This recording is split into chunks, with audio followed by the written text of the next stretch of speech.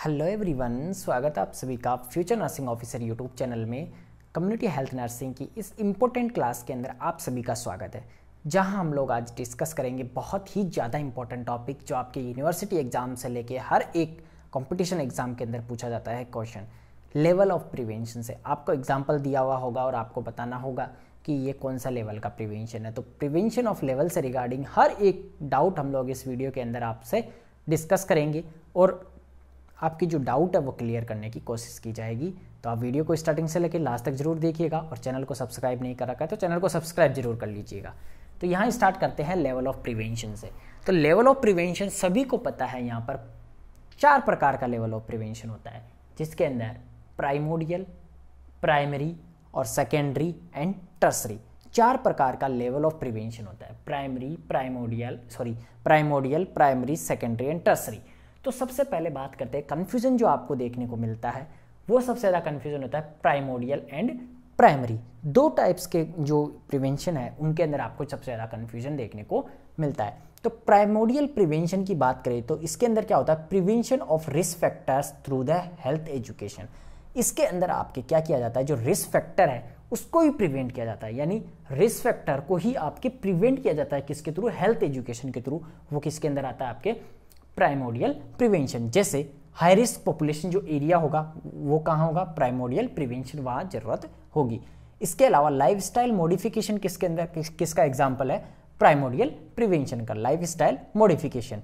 इसके अलावा आपके हेल्थ एजुकेशन देते हैं ताकि रिस्क फैक्टर ही डेवलप ना हो, तो वो किसके अंदर आता है? प्राइमोडियल प्रिवेंशन के अंदर। अब बात आती है प्राइमरी प्रिवेंशन की। प्राइमरी प्रिवेंशन के अंदर क्या होता है? एक्शन लिया जाता है डिजीज होने से पहले ही, ताकि डिजीज ना हो। जैसे immunisation, specific protection and health education. Specific protection करते हैं ताकि ये डिजीज ना हो। जैसे पोलियो ना हो उसके लिए हम लोग क्या देते हैं? Polio vaccine. टीबी ना हो उसके लिए हम लोग क्या देते हैं? TB vaccine. तो ये किसके अंदर आ गया? प्राइमरी प्रिवेंशन के अंदर, यानी डिजीज होने से पहले ही उसको प्रोटेक्ट कर दिया जाता है, उसको क्या बोलते हैं? Primary prevention. जैसे अगर एक्सीडेंट हो तो डेथ ना हो, कोई हार्म ना हो, उसके लिए wearing of seat belt, wearing of safety helmet, वो किसके अंदर आता है? आपके प्राइमरी प्रिवेंशन के अंदर।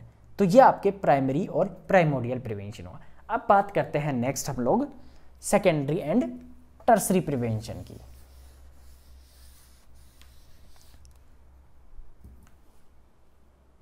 तो यहां पर यह है आपके सामने सेकेंडरी प्रिवेंशन और टर्सरी प्रिवेंशन। सेकेंडरी प्रिवेंशन के अंदर आपके क्या होगा, जितने भी अर्ली डायग्नोसिस और जो ट्रीटमेंट है वो सेकेंडरी प्रिवेंशन के अंदर आएगा।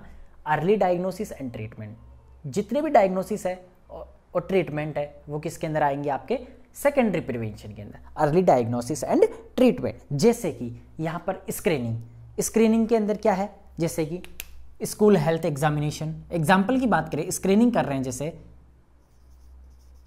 School health examination, breast self examination, testicular self examination, इसके अलावा cervical spear examination, cervical smear examination.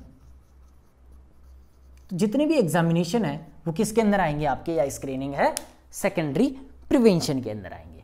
क्या आएंगे? Secondary prevention. जैसे ब्रेस्ट सेल्फ एग्जामिनेशन, इसके अलावा टेस्टिकुलर सेल्फ एग्जामिनेशन और सर्वाइकल स्मीयर, ये सभी किसके अंदर आएंगे? आपके सेकेंडरी प्रिवेंशन के अंदर।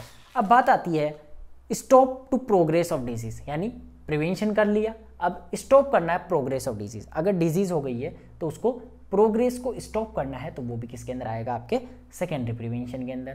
प्रिवेंट करना है पैथोजेनेसिस फेज, यानी जो भी पैथोजेनेसिस फेज है, फेजेस ऑफ डिजीज है, उसके अंदर जो पैथोजेनेसिस फेज है उसको स्टॉप करना है, प्रिवेंट करना है, वो भी किसके अंदर आता है? आपके सेकेंडरी प्रिवेंशन के अंदर। अब बात आती है टर्सरी प्रिवेंशन की।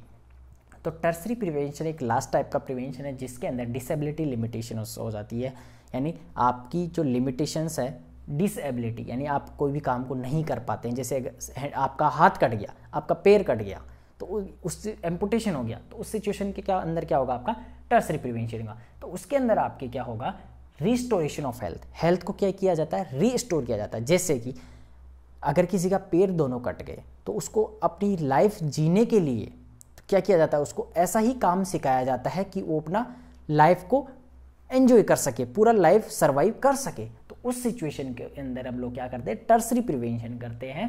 डिसेबिलिटी लिमिटेशंस हो जाती है, रिस्टोरेशन जो हेल्थ है उसको रिस्टोर किया जाता है। और इसके अंदर जो भी जितनी भी सर्जरीज होती है वो किसके अंदर आती है आपके टर्सरी प्रिवेंशन में। सर्जिकल ट्रीटमेंट किसके अंदर आता है टर्सरी प्रिवेंशन के अंदर आता है सर्जिकल ट्रीटमेंट। और इसके अंदर जो कॉम्प्लिकेशंस है डिजीज़ के, जैसे कि उसको मिनिमाइज़ किया जाता है, डिजीज़ के जो कॉम्प्लिकेशंस हैं उनको मिनिमाइज़ किया जाता है। तो ये था आपके सामने लेवल ऑफ प्रिवेंशन। प्राइमोडियल के अंदर रिस्क फैक्टर को ही मिनिमाइज़ किया जाता है, और प्राइमरी प्रिवेंशन जिसके अंदर स्पेसिफिक प्रोटेक्शन की जाती है। सेकेंडरी प्रिवेंशन के अंदर अर्ली डायग्नोसिस एंड ट्रीटमेंट आता है। टर्सरी प्रिवेंशन के अंदर डिसेबिलिटी लिमिटेशन होने की वजह से यहाँ पर रिस्टोरेशन ऑफ हेल्थ को रिस्टोर किया जाता है, जितनी भी सर्जरीज है वो टर्सरी प्रिवेंशन के अंदर आती है। तो ये था आपके सामने बहुत ही ज़्यादा important class level of prevention. तो वीडियो कैसा लगा आप कमेंट बॉक्स के अंदर डाउट पुट करिएगा, और अगर आपको कोई टॉपिक पढ़ना हो तो वो भी आप कमेंट बॉक्स के अंदर पुट कर सकते हैं, आपको कोई डाउट हो वो भी पुट कर सकते हैं। इसके अलावा आप मुझे व्हाट्सअप पे मैसेज भी कर सकते हैं अगर आपको कोई डाउट हो। तो व्हाट्सअप ग्रुप का लिंक और टेलीग्राम ग्रुप का लिंक आपको इसी वीडियो की क्लास के डिस्क्रिप्शन के अंदर जाना है, और वहाँ से आपको व्हाट्सअप ग्रुप के अंदर ऐड हो जाना है, ताकि वहाँ पर भी आपको नॉलेज मिलता रहे। ओके, और इस सब्सक्राइब कर लीजिएगा चैनल को और अपने फ्रेंड्स तक शेयर जरूर कर दीजिएगा। Okay, thank you.